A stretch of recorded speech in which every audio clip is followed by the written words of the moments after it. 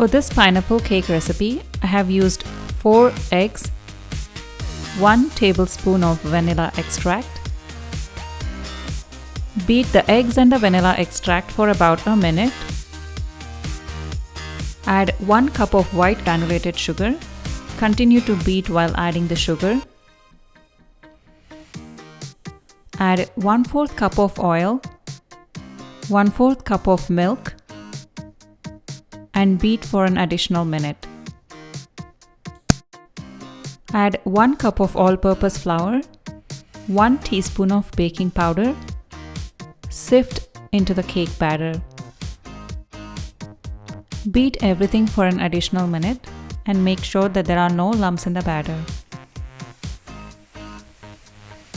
I have poured the cake batter into a 6 by 4 inch cake pan that is pre-greased and lined with a parchment paper. Bake the cake at 325 Fahrenheit for about 45 minutes. Cool the cake down completely before cutting it.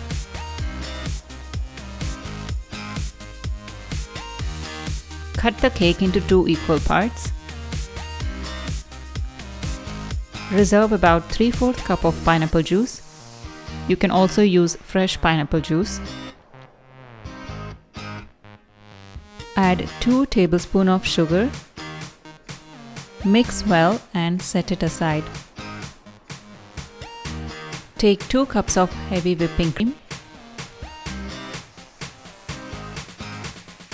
Whip the cream while adding 2 tablespoons of powdered sugar. Continue to whip the cream until stiff peaks form. Now put the pineapple juice on the bottom layer. Put a layer of whipped cream in between.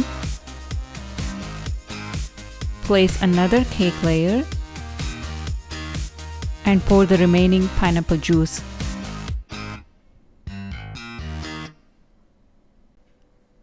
Add the whipped cream to the top layer and to the sides of the cake.